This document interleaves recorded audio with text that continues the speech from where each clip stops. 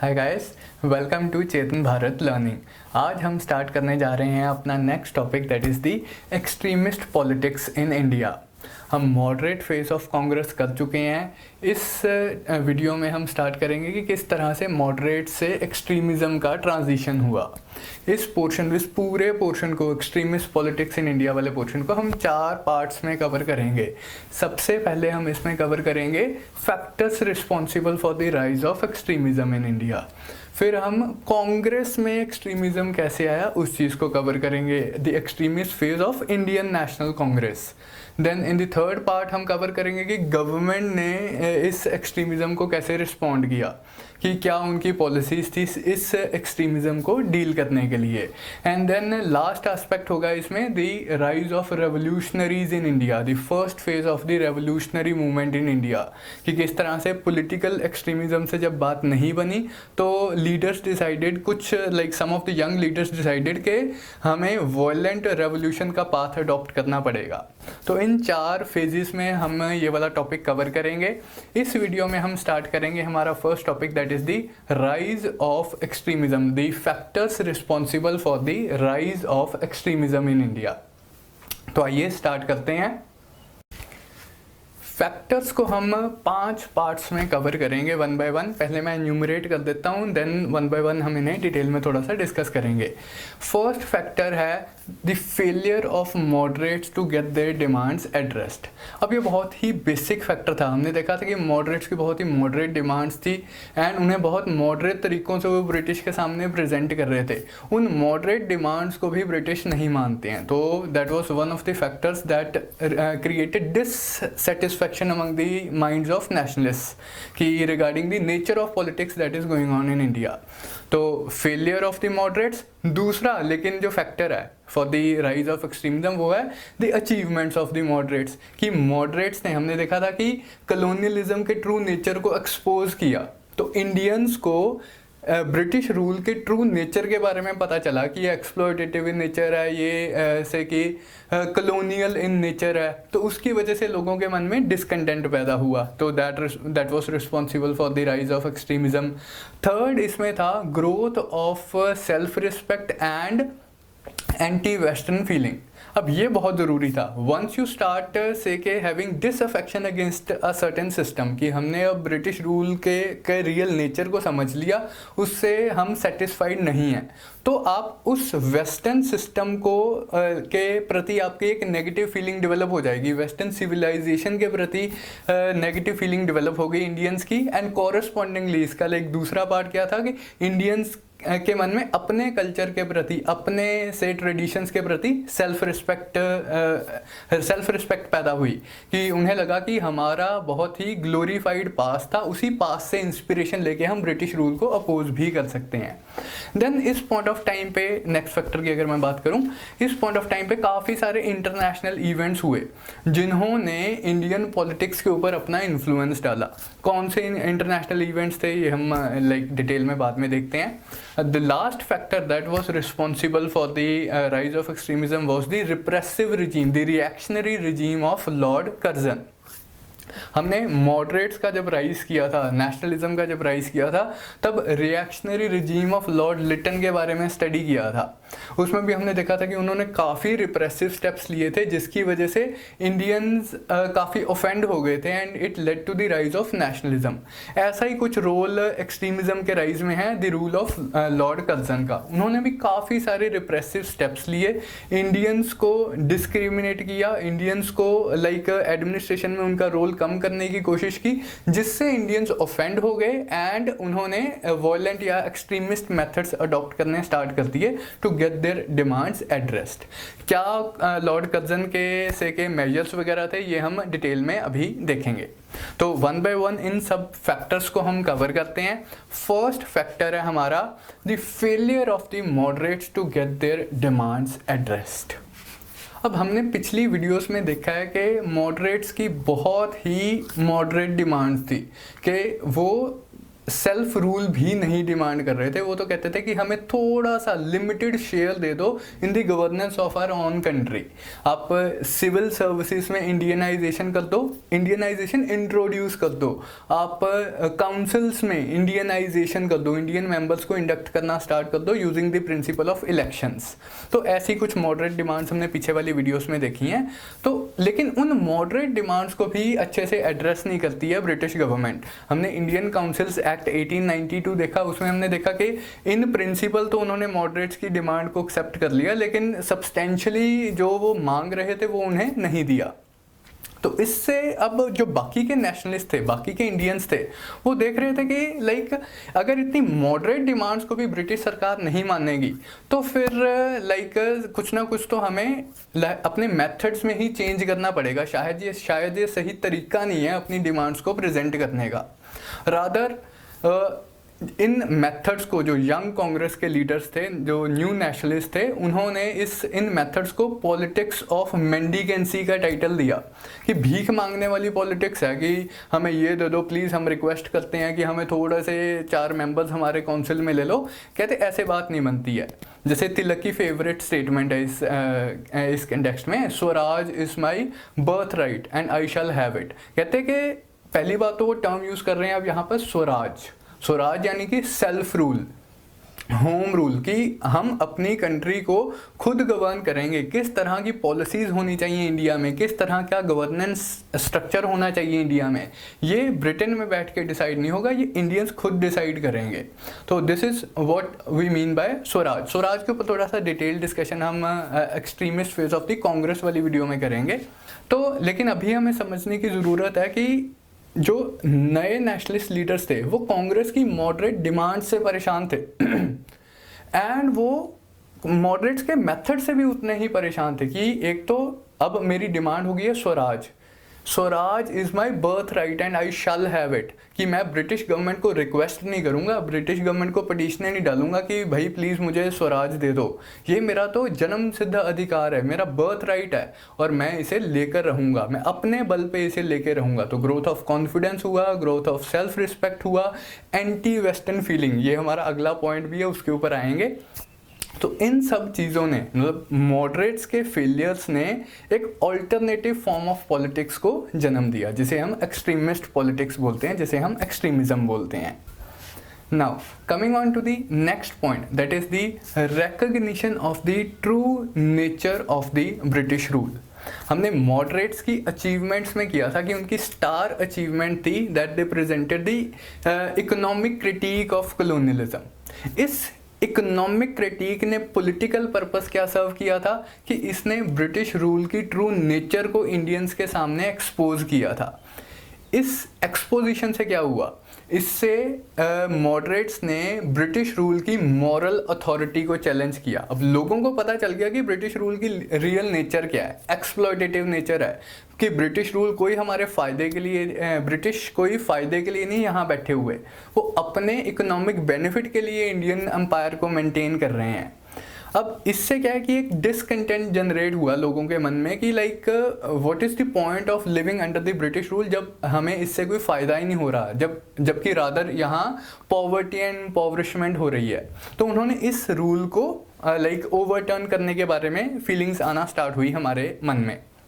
Then the undemocratic character of the British rule, कि हमने British को बोला कि तुमने जो काउंसिल्स वगैरह बनाई गई हैं इसमें लिमिटेड तौर पे इलेक्शंस इंट्रोड्यूस कर दो, कुछ लिमिटेड इंडियंस को इंट्रोड्यूस करना स्टार्ट कर दो। वो भी उन्होंने पार्शली ही एड्रेस किया कि indirect system of elections introduce हुआ होगा। एंड इनडायरेक्ट इलेक्शन भी मैंने आपको बोला कि ये लाइक बोलने की ही बात है, एक्चुअली तो सिस्टम ऑफ सिलेक्शन था कि काउंसिल्स नॉमिनेट करेंगी सेंटर पे बंदे एंड गवर्नर जनरल उन मेंबर्स में से चूज करेगा। तो कंप्लीटली अनडेमोक्रेटिक मैनर में इंडिया को गवर्न किया जा रहा है। देन लास्ट इसका जो रिप्रेसिव एस्पेक्ट था, कि जब तक तो आप ब्रिटिश रूल को अपोज नहीं करते हो तब तक तो बहुत ठीक चल रहा है, लेकिन जैसे ही आप ब्रिटिश रूल को अपोज करना स्टार्ट करते हो तो ब्रिटिश रूल का एक और ही चेहरा सामने आता है, वो है उसका रिप्रेसिव चेहरा। आप ब्रिटिश रूल को लाइक सख्त शब्दों में, कड़े शब्दों में अपोज नहीं कर सकते हो। यहाँ पर रेशियल डिस्क्रिमिनेशन प्रैक्टिस की जाती है जो कि एवरीडे लाइक कंडक्ट में विजिबल थी। There were portions of town जहाँ इंडियंस जा नहीं सकते थे। अब ये कैसी इक्वलिटी है जब इंडियंस कुछ portions of the like country में विजिट ही नहीं कर सकते, वो रिजर्व्ड फॉर यूरोपियंस हैं। तो एवरीडे लाइफ में रेशियल डिस्क्रिमिनेशन दिखती थी। There was no respect for Indian customs, Indian way of life, या रादर इंडियन लाइफ ओनली। क्योंकि कोई फेमाइन आ जाता था, कोई डिजीज़ आ जाती थी, तो ब्रिटिश गवर्नमेंट बहुत ही ऐसे के एक क्रूड से मैनर में रिस्पॉन्ड करती थी। जैसे पूना प्लेग की बात हम करेंगे आगे वाली वीडियोस में, कि पूना वाले रीजन में प्लेग आया 1890s में, 1896, 97, 98 वाले टाइम फ्रेम में। ब्रिटिश ने बहुत ही रिप्रेसिव मेजर से इस प्लेग को डील करने की कोशिश की। तो इस तरह से repressive nature of the British government. फिर रिप्रेसिव नेचर में एक बहुत इंपॉर्टेंट पॉइंट है कि काफ़ी रिप्रेसिव लॉ, सिविल लिबर्टीज तो थी नहीं, फ्रीडम ऑफ प्रेस। जब तक आप अच्छे से ऐसे के सरकार के बारे में लिख रहे हो तब तक तो फ्रीडम ऑफ प्रेस है। जैसे ही आपने क्रिटिसाइज करना स्टार्ट कर दिया, आपके ऊपर गवर्नमेंट एक्शन ले लिया जाएगा। जैसे तिलक के अगेंस्ट उसने अपने न्यूज़पेपर में एक आर्टिकल लिखा एंड 1897 में उनके ऊपर सेडिशन चार्जेस लगा दिए गए। रादर सेडिशन जैसे लॉज एग्जिस्ट करते थे, रिप्रेसिव लॉज एग्जिस्ट करते थे, ये अपने आप में ब्रिटिश रूल की रिप्रेसिव नेचर को दिखाता है। तो ये एस्पेक्ट्स थे ब्रिटिश रूल के जिनके बारे में हमें पता चला, जिसकी वजह से राइज ऑफ एक्सट्रीमिज्म हुआ। Now coming on to the next factor, growth of self respect and westernisation.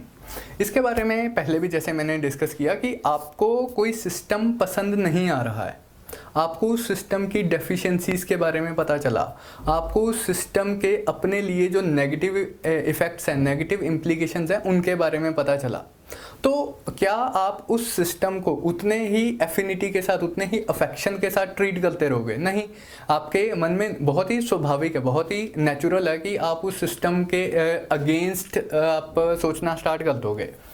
तो यही हुआ ब्रिटिश सिविलाइजेशन या वेस्टर्न सिविलाइजेशन के केस में भी।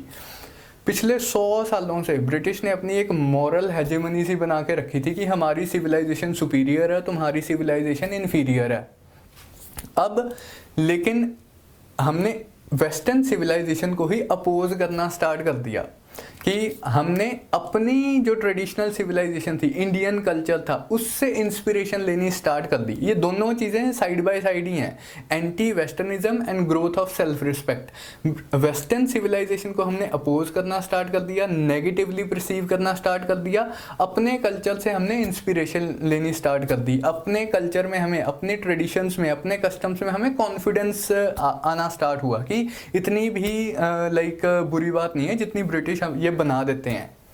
इसी एस्पेक्ट को हम बोलते हैं कल्चरल नेशनलिज्म, कि अपने कल्चर को अपना मानना, अपने कल्चर को अच्छा मानना इन ओपोजिशन टू किसी और का कल्चर। तो कल्चरल नेशनलिज्म का राइज हुआ इस पॉइंट ऑफ टाइम में। अब इसमें पॉलिटिकल लीडर्स तो लाइक जितने इन्वॉल्व थे सो थे, कुछ socio economic, socio religious reformers भी इसमें इन्वॉल्व थे। जैसे स्वामी विवेकानंद के बारे में हम सबने सुना है, स्वामी विवेकानंद, स्वामी दयानंद, इन लोगों ने इंडियंस को इंडियन कल्चर के प्रति ही पॉजिटिवली इंस्पायर किया। उस एंशियंट ग्लोरियस पास से इंस्पिरेशन लेने ली एंड इंडियंस को इंस्पायर किया, फर्दर इंस्पायर किया। जैसे विवेकानंद कहते हैं, Indians are suppose to have nerves of steel. अब इन सब चीज़ों के पॉलिटिकल इम्प्लीकेशंस थे। स्वामी दयानंद के भी एक फेमस स्टेटमेंट है, इंडिया फॉर इंडियंस, कि इंडियंस ही इंडिया को गवर्न करेंगे। अब अदरवाइज तो ये सोशल रिलीजियस रिफॉर्मर्स थे, लेकिन इनकी टीचिंग्स ने पॉलिटिक्स को भी इंस्पायर किया। इसी तरह से बंकिम चंद्र चटर्जी, इनका फेमस नॉवल आनंद मठ, इसी नॉवल से हमें वंदे मातरम हमने सॉन्ग लिया, वंदे मातरम हमने लाइक अडॉप्ट किया, थीम अडॉप्ट किया है। इसी तरह से भारत माता की आइकोनोग्राफी, कि भारत माता को लाइक पर्सनलाइज से फॉर्म में, पर्सोनिफाइड वे में इसी टाइम में, कल्चरल नेशनलिज्म के टाइम में ही हमारे सामने रखा गया एंड उसके साथ देश को एसोसिएट किया गया। तो इस तरह से नेशनल यूनिटी भी क्रिएट करने की कोशिश की गई। तो इन सब चीज़ों ने हमें पॉलिटिकली इंस्पायर किया। चाहे ये जो सारी कल्चरल चीज़ें थी ये डायरेक्टली पॉलिटिक्स से रिलेटेड नहीं थी, लेकिन पॉलिटिक्स के ऊपर इनका बहुत डीप इम्पैक्ट था। देन इस पॉइंट ऑफ टाइम पे काफ़ी सारे, इसी टाइम के अराउंड काफ़ी सारे इंटरनेशनल इवेंट्स होते हैं जो इंडियन पॉलिटिक्स को इन्फ्लुएंस करते हैं। किस तरह के इंटरनेशनल इन्फ्लुएंस? जैसे राइज ऑफ जापान। 1868 में जापान में डोमेस्टिक रेवोल्यूशन आता है, मेजी रेस्टोरेशन जिसे हम बोलते हैं। उसके बाद जापान ने अपने आप को मॉडर्नाइज करना स्टार्ट किया, जापान ने इंडस्ट्रियलाइज करना स्टार्ट किया एंड उसकी इंडस्ट्रियलाइजेशन एंड मॉडर्नाइजेशन की एक्सटेंट ये थी कि 1905 में जब रशिया के साथ जापान की लड़ाई होती है तो एक छोटा सा एशियाटिक कंट्री, जापान आप सबको पता है छोटा सा कंट्री है, लाइक एरिया बहुत कम है इसका, इतने बड़े यूरोपियन कंट्री को हरा देता है 1905 में। ये पूरी दुनिया में लाइक काफ़ी इंस्पायरिंग इंसिडेंट था, पर्टिकुलरली अफ्रीका या एशिया के लोगों की बात करें जो कॉलोनाइज लोग थे, कि अगर जापान जैसा छोटा सा कंट्री रशिया जैसे बड़े कंट्री को हरा सकता है तो इंडियंस भी तो ये काम कर सकते हैं, इंडियंस भी तो ब्रिटिश को सक्सेसफुली अपोज कर सकते हैं। तो कॉन्फिडेंस हमने डेवलप कर लिया है, एंटी ब्रिटिश फीलिंग हमने डेवलप कर लिया है, उसको अब पॉलिटिकली इम्प्लीमेंट करने की ज़रूरत है। इसी तरह और भी काफ़ी सारे इवेंट्स हुए, जैसे अफ्रीका का छोटा सा कंट्री इथोपिया इटली को हरा देता है। अब इटली उस टाइम पे एक इम्पीरियल पावर थी, अब एरिया वाइज तो आप कह सकते हो कि इटली छोटा है, इथोपिया बड़ा है, लेकिन इटली उस टाइम पे सुपीरियर मिलिट्री पावर थी, एक इम्पीरियल पावर थी, यूरोपियन पावर थी and European supremacy, white race की सुप्रीमेसी को ये प्रमोट कर रहे थे। लेकिन इथोपिया इटली को हरा देता है, again it was a confidence booster. इसी तरह से पूरी दुनिया में इस पॉइंट ऑफ टाइम के अराउंड रेवोल्यूशनरी मूवमेंट्स वगैरह चल रही थी, जैसे आयरलैंड में सिन फिन मूवमेंट का राइज हुआ, revolutionary movements against the British चल रही थी। चाइना में रेवोल्यूशन हो रहा था, बॉक्सर रिबेलियन चल रहा था इसी पॉइंट ऑफ टाइम के अराउंड। रशिया में 1905 में रेवोल्यूशन होता है। तो काफ़ी सारी इंटरनेशनल रेवोल्यूशनरी मूवमेंट्स चल रही थी इस पॉइंट ऑफ टाइम पे। रशिया, टर्की, इजिप्ट, ये भी कुछ कंट्रीज थे जहाँ रेवोल्यूशनरी मूवमेंट्स चल रही थी। इन सभी रेवोल्यूशनरी मूवमेंट्स ने इंडियन पॉलिटिक्स को इंस्पायर किया, इंडियंस को इंस्पायर किया to adopt a slightly extremist path vis a vis the British imperialism. Now we come to the last factor, that is the repressive regime of Lord Curzon. Lord Curzon ने like के 7 साल के लंबे reign में 1898 से 1905 तक, इस 7 साल के पीरियड में काफ़ी इन्होंने रिप्रेसिव स्टेप्स अडॉप्ट किए, एंटी इंडियन स्टेप्स अडॉप्ट किए जिसने इंडियंस को ऑफेंड किया। हम इन्हीं रिप्रेसिव स्टेप्स को वन बाय वन करके देख लेते हैं। सबसे पहले तो 1899 में ही वो कलकत्ता कॉरपोरेशन एक्ट लेके आते हैं। ये एक्ट क्या करता है कि कलकत्ता कॉरपोरेशन के ऊपर ऑफिशियल कंट्रोल इंक्रीज करता है, इंडियंस का जो इलेक्टेड इंडियंस का जो कंट्रोल है उसे कम करने की कोशिश करता है। तो इंडियंस और पॉलिटिकल से के एक्सपेंशन डिमांड कर रहे हैं, पॉलिटिकल लिबर्टीज़ की एक्सपेंशन डिमांड करते हैं, पॉलिटिकल पार्टिसिपेशन डिमांड कर रहे हैं। ये एक्ट क्या कर रहा है कि लोकल लेवल पे भी, म्यूनिसिपैलिटी वाले लेवल पे भी इंडियन कंट्रोल को कम करने की कोशिश कर रहा है। तो like Indians were quite offended by this step. Next 1901 में लॉर्ड कर्जन एक पुलिस कमीशन अपॉइंट करते हैं अंडर एंड्रयू फ्रेजर। ये लाइक फैक्ट आप याद रखेंगे, Andrew Fraser police commission.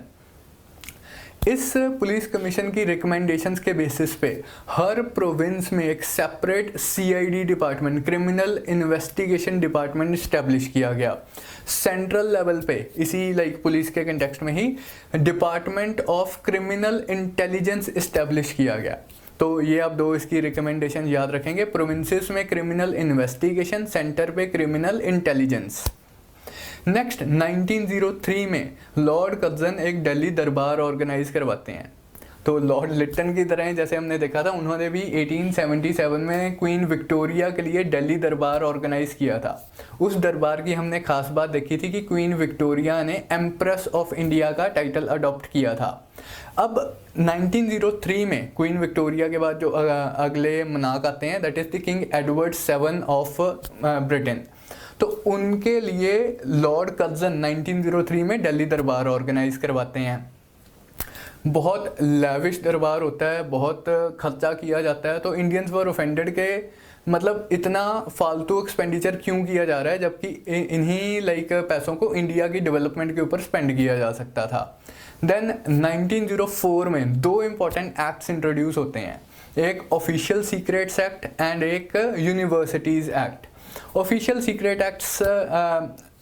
Secrets act, इसका क्या पर्पस था कि गवर्नमेंट के जो ऑफिशियल एक्शंस हैं उन्हें पब्लिकली प्रेजेंट ना किया जाए। पहले क्या, प्रेस में कुछ भी छाप देते थे कि गवर्नमेंट ये डिसीजन लेने वाली है, ये डिसीजन लेने वाली है, एंड उससे क्या होता था कि गवर्नमेंट के प्रति डिसअफेक्शन जनरेट हो रहा था जनता के मन में। तो ऐसा ना हो तो इन्होंने क्या किया, ऑफिशियल सीक्रेट्स है जी, ऑफिशियल पॉलिसी को आप जनता के सामने रख ही नहीं सकते। Obviously Indians were offended. Then the Universities Act. तो यूनिवर्सिटीज़ एक्ट ने क्या किया, ऑफिशियल कंट्रोल को इंक्रीज करने की कोशिश की यूनिवर्सिटीज़ के ऊपर, पर्टिकुलरली कलकत्ता यूनिवर्सिटी के ऊपर। बाकी सारे भी मतलब ये यूनिवर्सल एक्ट था। तो इस एक्ट से सरकार क्या करना चाह रही है, यूनिवर्सिटीज़ के ऊपर ऑफिशियल कंट्रोल इंक्रीज करना चाह रही है, ताकि पॉलिटिकल एक्टिविटीज़ यूनिवर्सिटीज़ के अंदर बच्चे एंगेज ना करें, पॉलिटिकल मुद्दे डिस्कस ना हों by the students of the universities. तो इन्हीं सब चीज़ों ने अगेन इंडियंस को ऑफेंड किया एंड ब्रिटिश रूल के अगेंस्ट डिसअफेक्शन जनरेट की।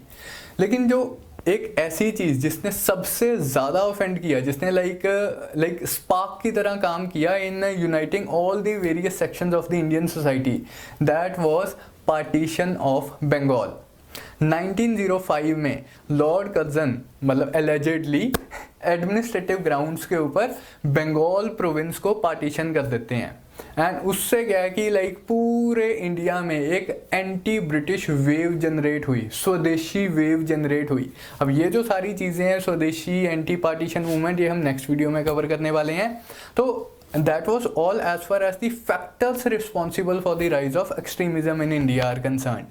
हमने 5 factors देखे। पहला हमने देखा the failure of the moderates to get their demands addressed. Second हमने देखा true nature of the British rule in India, उसको expose किया moderates ने। Third हमने देखा rise of self-respect and confidence among the Indians and correspondingly anti-Western feeling against the British. Next हमने देखा the influence of the international developments, जैसे Russo Japanese war में Japan की जीत, इटालियन इथोपियन वॉर में इथोपिया की जीत, and then the revolutionary movements all over the world. Last हमने देखा कुछ रिप्रेसिव स्टेप्स जो कि लॉर्ड कर्जन ने लिए, जिसने गैल्वनाइज किया डिफरेंट सेक्शंस ऑफ इंडियंस को in adopting a extremist position against the British. So these factors contributed to the rise of extremism. In the next video we are going to cover कि extremism अपने आप को कांग्रेस के अंदर कैसे amplify करता है या show करता है। So that's all as far as this video is concerned. See you in the next video. Thank you.